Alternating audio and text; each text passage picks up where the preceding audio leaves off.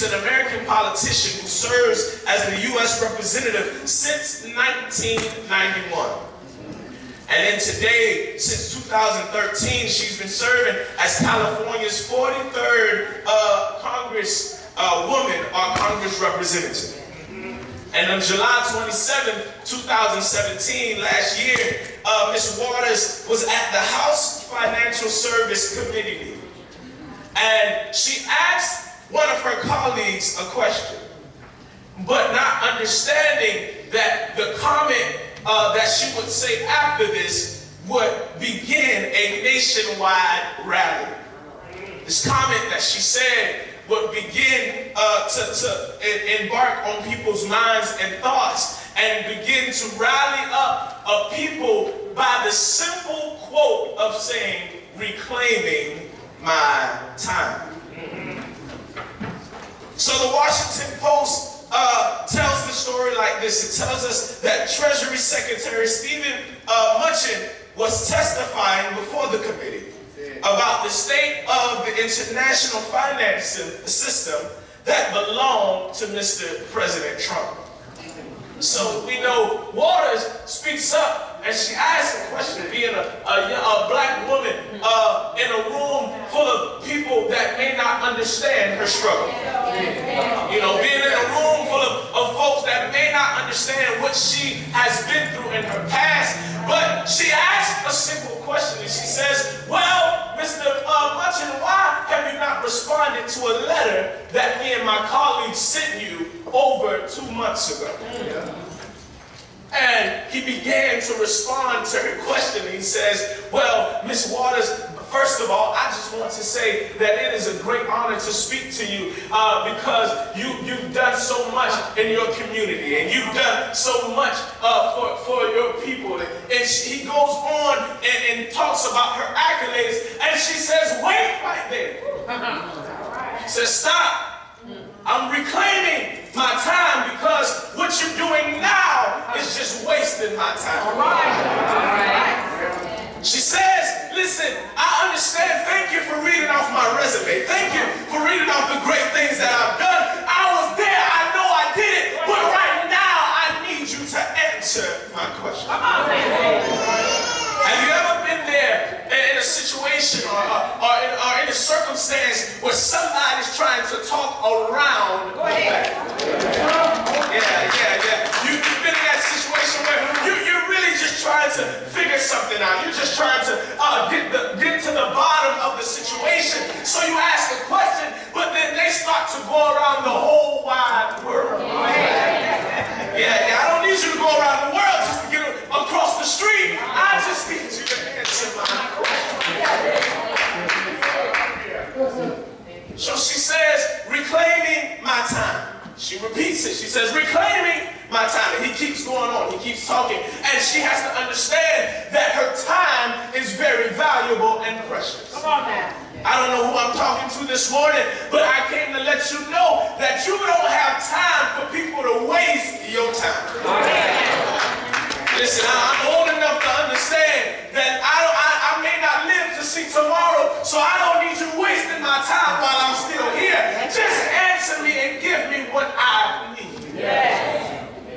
Give me what I need. So many times we've gone through life just like the children of Israel. They walked around, and if you do the study, they really walked around in circle for 40 years because what took them 40 years could have taken them 40 days if they just paid attention. You know, we love to say that it took them 40 years to get to the promised land, but it should not have taken them that long. So what we have to understand is, as a people and as Christians and as the body of Christ, that sometimes we just got to cut some things out. We got to cut some folks off. We got to cut some family members off. Because right now, I just don't need you wasting my time. I don't need you wasting my time. So this phrase, reclaiming my time, had then struck the minds and the hearts of people all across the United States. This phrase has struck the minds and the hearts of women and of people of color, especially because they could be able to say, well, listen, there was society where I wasn't thought of. There was a time in society where I felt like I really wasn't cared about. So now that I have the position, or now that I've been put in place, I really don't have the ability to wait on you or for you to waste my time, because I've finally been put in the right position at the right time. And if I continue to waste time, I don't know how long I'll be here. Amen. So I pose a question to you. All right. When will you stand up to the enemy? All right. I pose a question to you. All right. When will you put on the full armor of God and let the enemy know that, listen, I'm not here for you to waste my time? All right. Tell the enemy that, listen, I've cried too many tears. All right. I've prayed too many prayers. I went to every prayer meeting that the church could have. I went to every Bible study for a year straight, and I really don't have time for you to waste. So we have to realize and recognize and understand that everything we have is precious. That's right. I don't know about you. I don't like to say that I think that I'm all that in a bag of chips, but I understand that God made a diamond when He made me. All right.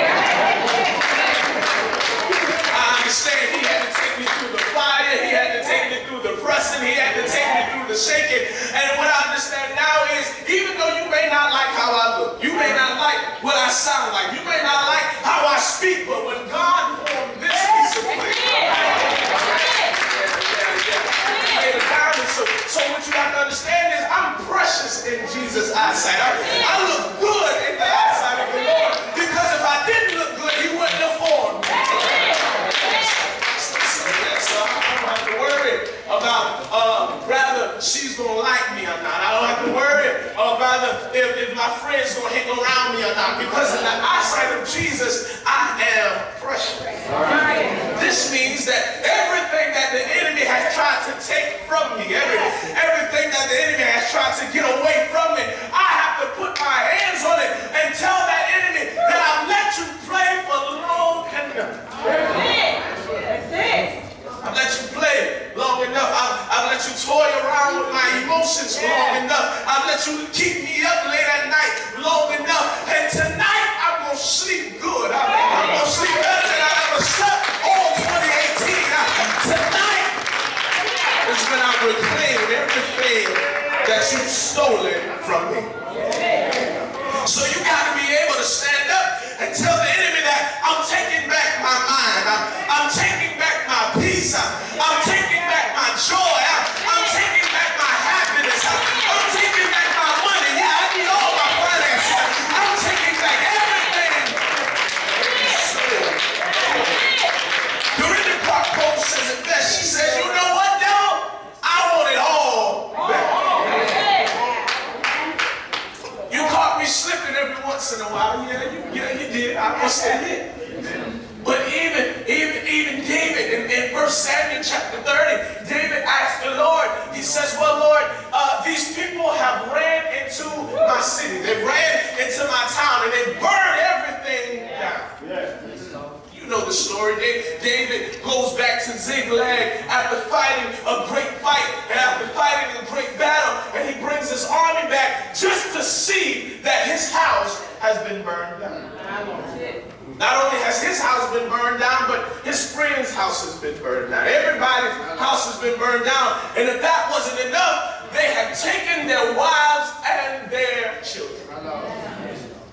David is looking around and he's wondering, well, God, I thought that you said you would protect me. God, I thought that you said that you would take care of me. I thought you said that you would be there for me. But now my house is burned down. Now my wife is gone. Now I don't know where my children are. Now my home is going crazy. And we've even been there in situations where it seems like God has left us. And God tells David, he said, well, David, while you were gone, the enemy came in and took something. And he says, well, God, if they took what I've had, now should I go and pursue and getting my stuff back? And God responds to David And he says, David, go back and recover it all. Not just a little bit, not just your memories, but you got to go back and recover everything that the enemy has stolen from you.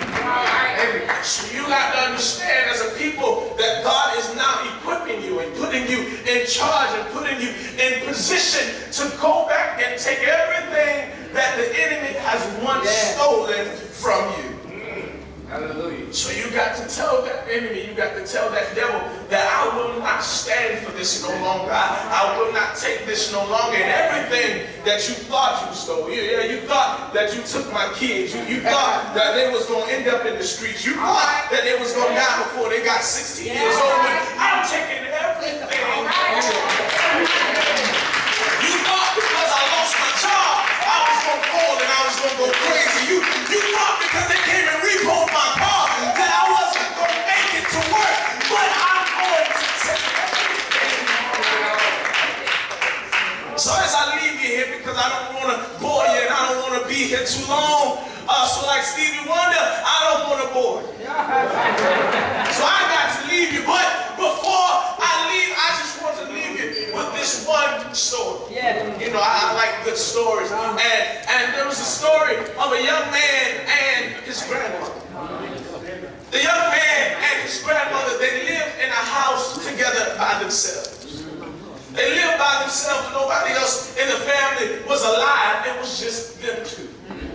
So the grandmother would always cook these nice, great meals every once in a while. And one day she said, well, I'm going to go ahead and, make your favorite. I'm going to make that macaroni and cheese. I'm going to make them greens. I'm thinking about it now, Grandma. Yes. She said, I'm going to make your rice. I'm going to make that squash. I'm going to make that fried chicken. I'm going to make that. Oh, I'm getting hungry, right? I'm trying to figure out where I'm going after church. So now she says, well, I'm going to prepare a dinner for me and my grandson. And as she begins to prepare this dinner, she realizes and recognizes that she has forgotten a special ingredient.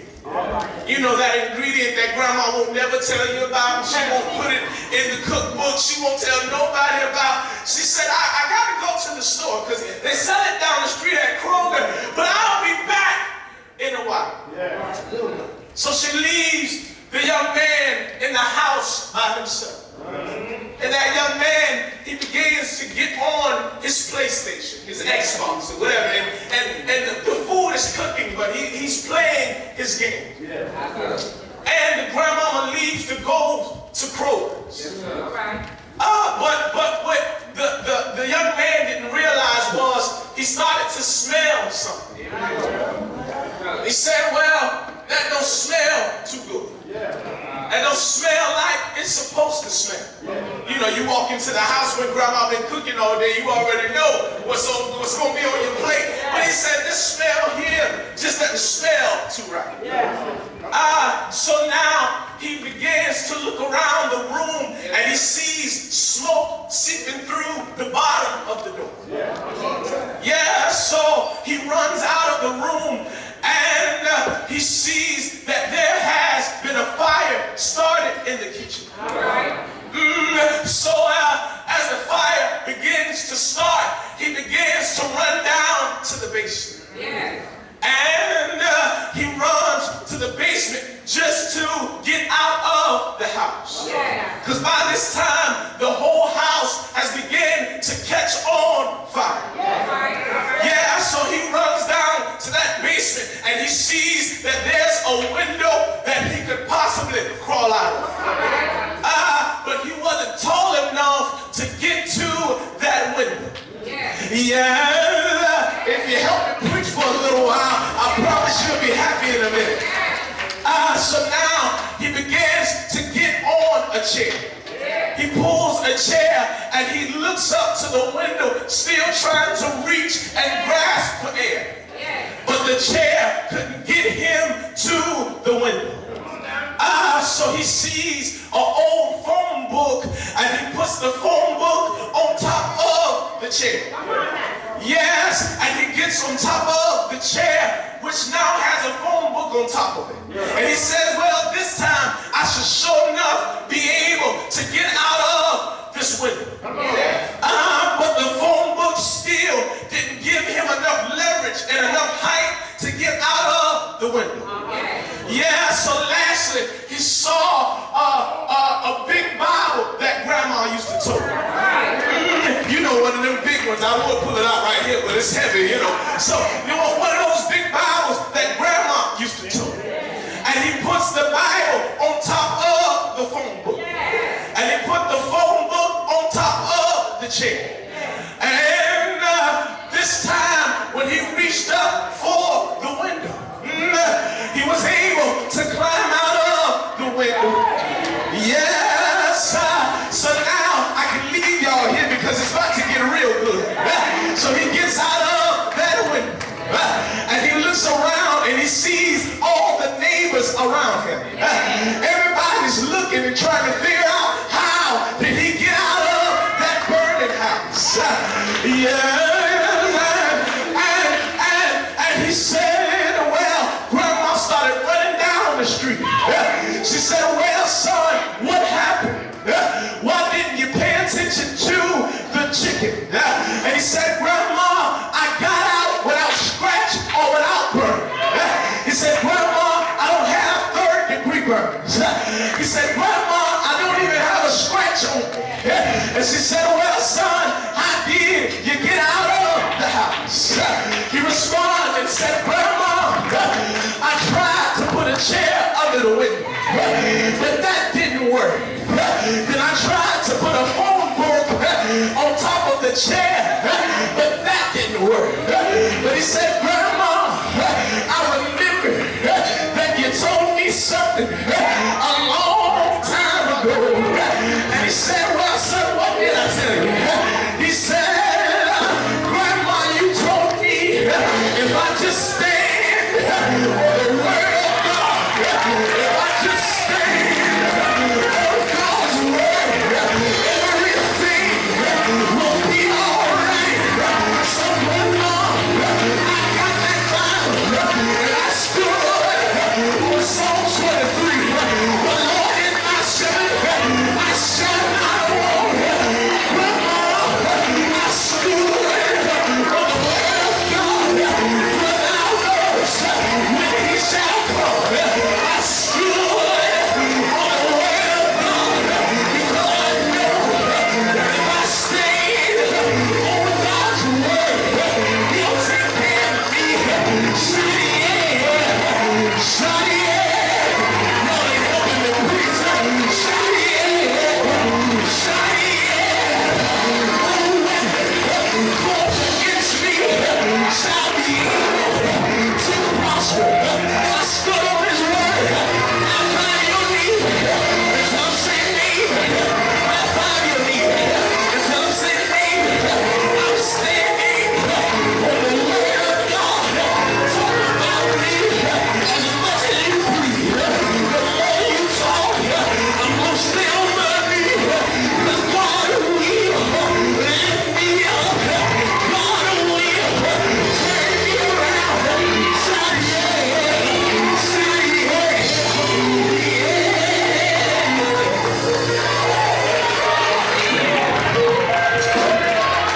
Come on, you want to give him praise if you know he stood on his word.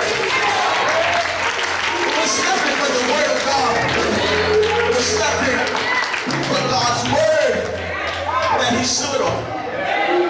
So I just come to encourage you today and let you know that no matter what life takes you, no matter what comes and what goes, as long as you stand on God's word, you can tell that enemy, listen, I'm getting back everything that belongs to me. You thought you had me. You thought you had me beat, but even when you thought I was dead, God still lived me. So you got to learn and understand and realize that God says all you have to do is stand on my word. And everybody else is against you. Stand on his word. I promise you. I promise you. He declared it in his word himself.